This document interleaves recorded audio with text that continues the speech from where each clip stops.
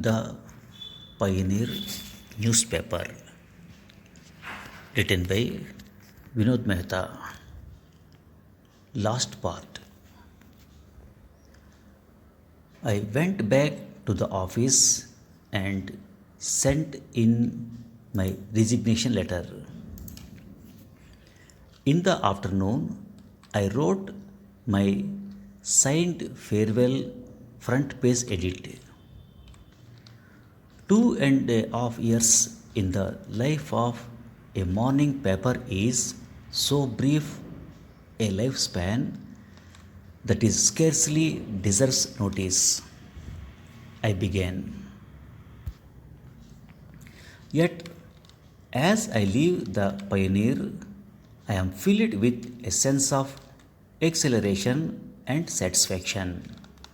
Even at the risk of sounding immodest, I feel emboldened to assert that at the Pioneer we did achieve something very rare.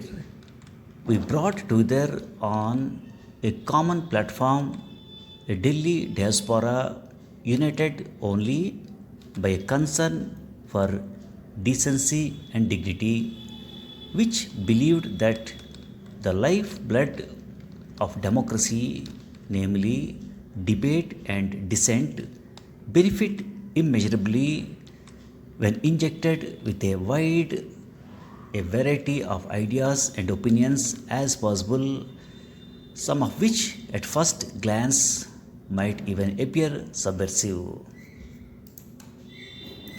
I then recounted a tale.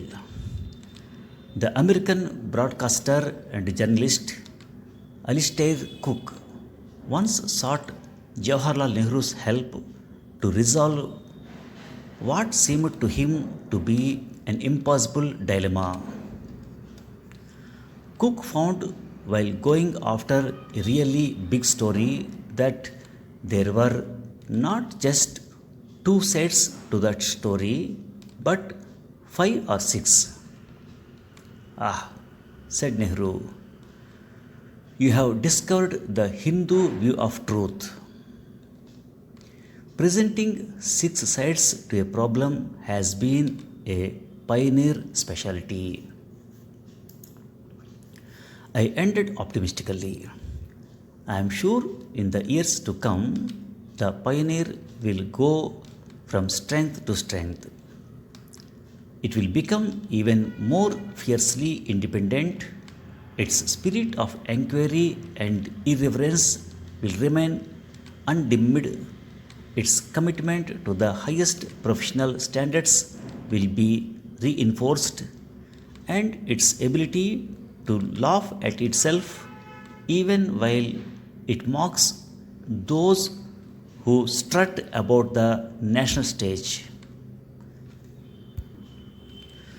For me personally, it has been an honor and a privilege to have edited a paper with such an intelligent and alert readership.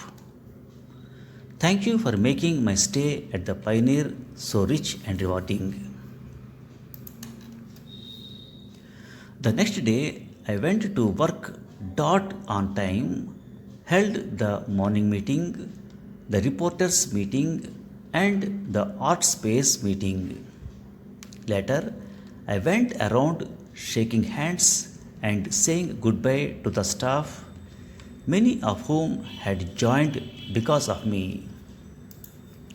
Mr. Thapar was scheduled to come to the Pioneer office at 4:30 p.m. to make a few announcements. I did not wish to embarrass him by being present. I packed my stuff and left 5 minutes before him. As I was going down in one lift, Mr. Thapar was coming up in another. I enjoyed the close proximity of him arriving and me departing. On 1st August 1994, I found myself unemployed once again. This time, I couldn't feel sorry for myself. My tombstone might read, Here lies the most sacred editor in India. People close to me, including some former editors, reproached me for failing to acquire an essential skill, that is, infighting.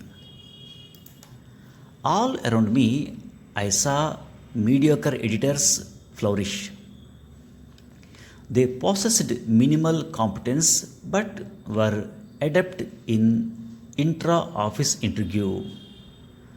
I was advised to become a player or remain easy meat for the plotting and scheming inescapable in any office situation. At first, I found the advice facile, even ridiculous.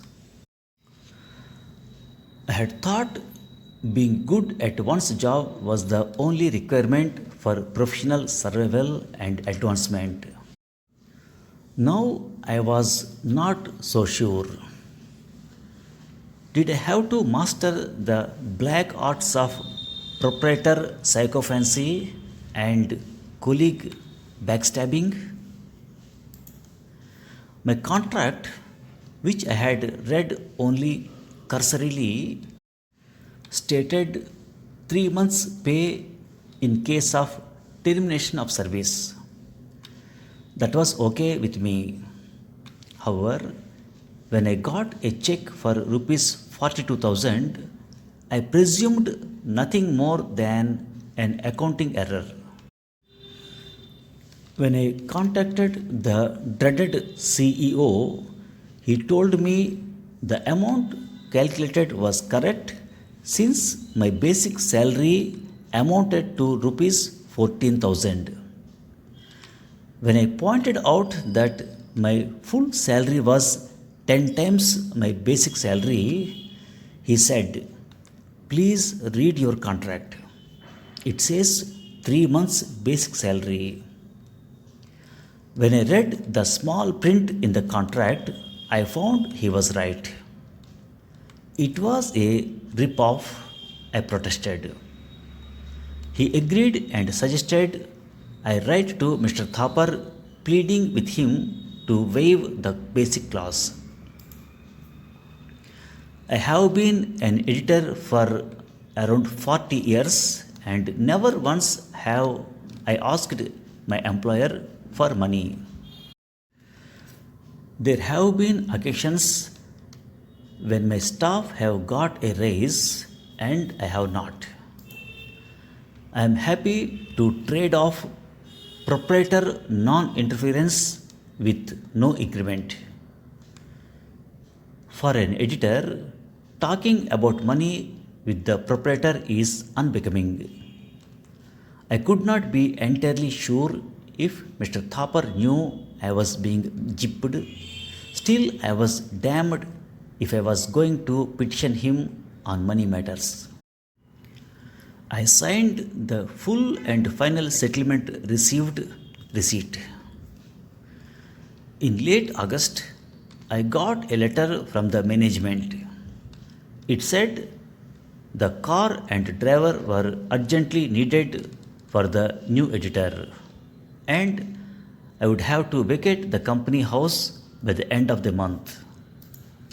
So, there I was holding a check of rupees 42,000 with no house, no car, no driver. I have never learnt how to drive.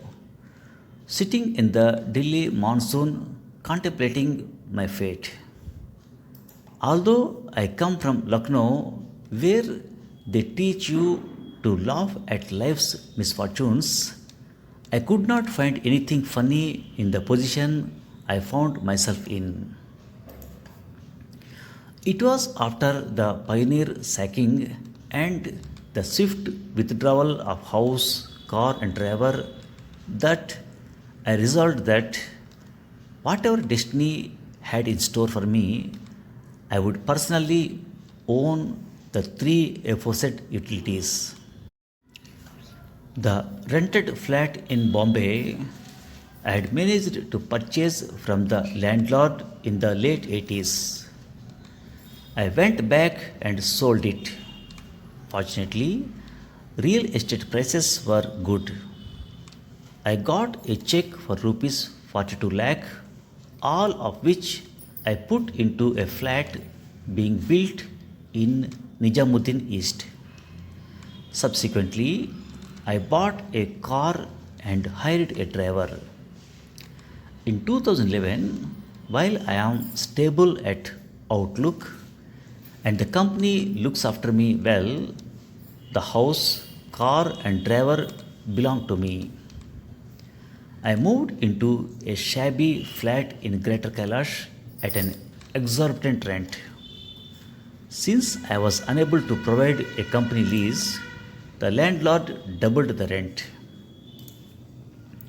Most afternoons, I would go to the India International Center and have coffee at the lounge with other unemployed gossips.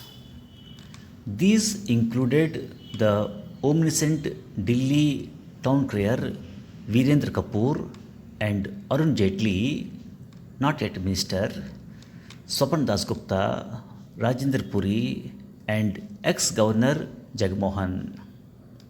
Those afternoons kept me ticking. They were my only contact with the outside world. I am not a miser. As long as I have enough to live on modestly, I am all right. In October 1994, my bank balance was diminishing rapidly and nothing was coming in. I started counting the pennies. To get to the India International Center, I would call a taxi home, which cost extra.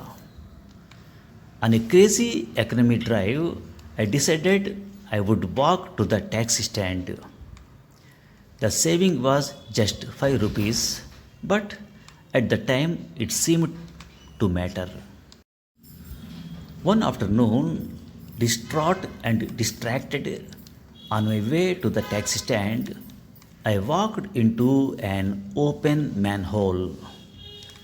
Before I started to holler and scream, for a few minutes in the heart of darkness, I touched the depths of despair. I had got myself into this manhole to save 5 rupees. It was probably the lowest point of my life. 7 years ago, I met Mr. Thapar at a party. He looked his usual self. The pioneer had been sold to BJP MP Chandan Mitra. Mr. Thapar was looking forward to retirement from the group he had helped to build.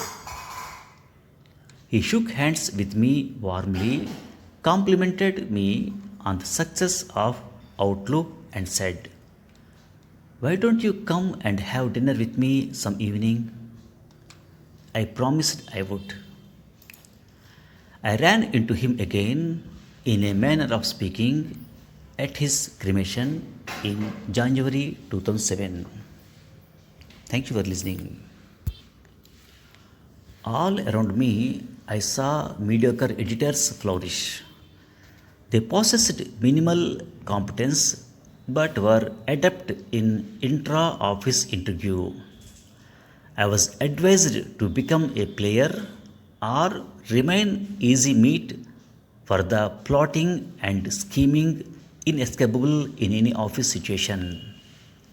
At first, I found the advice facile, even ridiculous. FACILE, facile means easily achieved. Facile means effortless. When I pointed out that my full salary was 10 times my basic salary, he said, "Please read your contract. It says 3 months basic salary." When I read the small print in the contract, I found he was right. It was a rip-off. RIPOFF. Rip-off means cheat someone, especially financially. I could not be entirely sure if Mr. Thopper knew I was being gypped. Still, I was damned if I was going to petition him on money matters. GYP, gyp means cheat or swindle. The saving was just 5 rupees, but at the time it seemed to matter. One afternoon, distraught and distracted, on my way to the taxi stand, I walked into an open manhole. Before I started to holler and scream, a few moments in the heart of darkness, I touched the depths of despair. HOLLER, holler means give a loud shout or cry. Thank you for listening.